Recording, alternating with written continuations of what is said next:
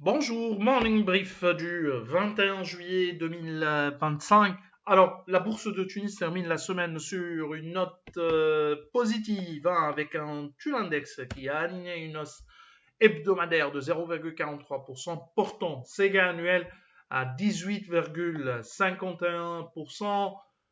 Bien sûr, il s'agit d'un plus haut de l'année, mais également un plus haut historique pour le TUL Index qui s'approche encore plus du seuil de 11 800 points. On est à moins de 4 points de ce seuil de 11 800 points. Pour ce qui est des principaux écarts de la semaine, bien sûr, euh, ces performances seront également impactées par les indicateurs d'activité, puisque la semaine dernière euh, s'est caractérisée par le début, on a connu le début de la saison des publications T2 2025. Parmi les principales hausses de la semaine, à signaler les gains de 10,5% de CIFAT, Simon de Bizerte augmente de 8,51%, Delis Holding prend 6,25%, 4,55% de hausse pour WeFair Bank, Anibaliz gagne 4,42%, BH Easing qui prend 4,15%, 3,80% de hausse pour Assad et Artes qui progresse de 3,72%. Côté baisse, on a Siam qui recule de 11,8%, TPR cède de 4,33%, 4,25% de repli pour Tijali Leasing, Poulina dévise de 2,66%, 2,36% de recul pour OneTech, Sokna lâche 2,07%, Star abandonne 2,05%, 1,99% de perte pour ATB et STB qui perd 1,76%.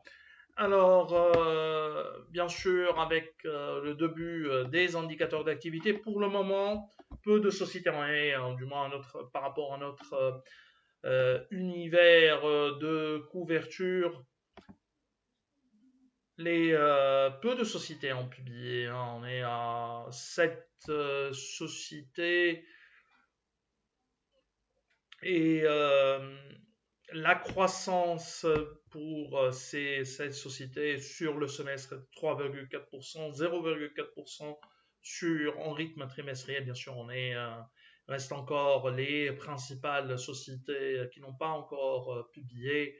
Mais d'une manière générale, c'est un début que confirment nos prévisions d'un ralentissement de la croissance. On a par exemple pour l'UB, certes, une baisse moins importante par rapport du PNB, moins importante par rapport au T1, mais euh, le PNB ressort encore en repli, en glissement annuel au cours de ce deuxième trimestre.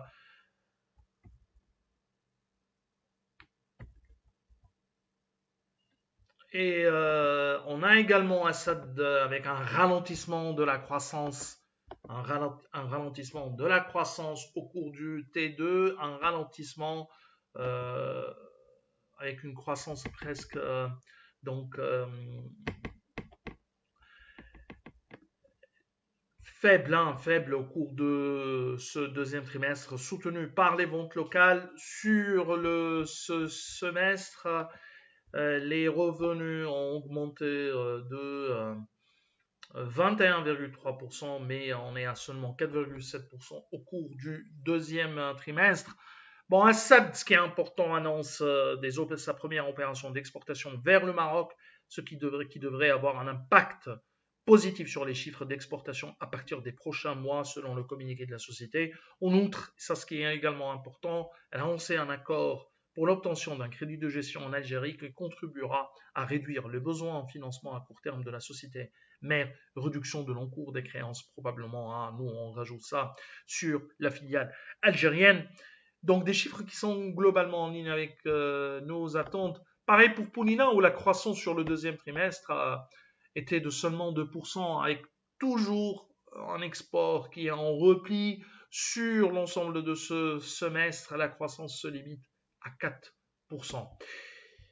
Bien sûr, on vous invite à nous lire sur le site Alphamena, aussi bien des commentaires de nos latest, mais également éventuellement de l'impact de ces chiffres sur nos modèles, sur nos prévisions 2025 et 2026, même si on préfère attendre, d'une manière générale, on préfère attendre la publication des résultats semestriels pour ajuster nos prévisions.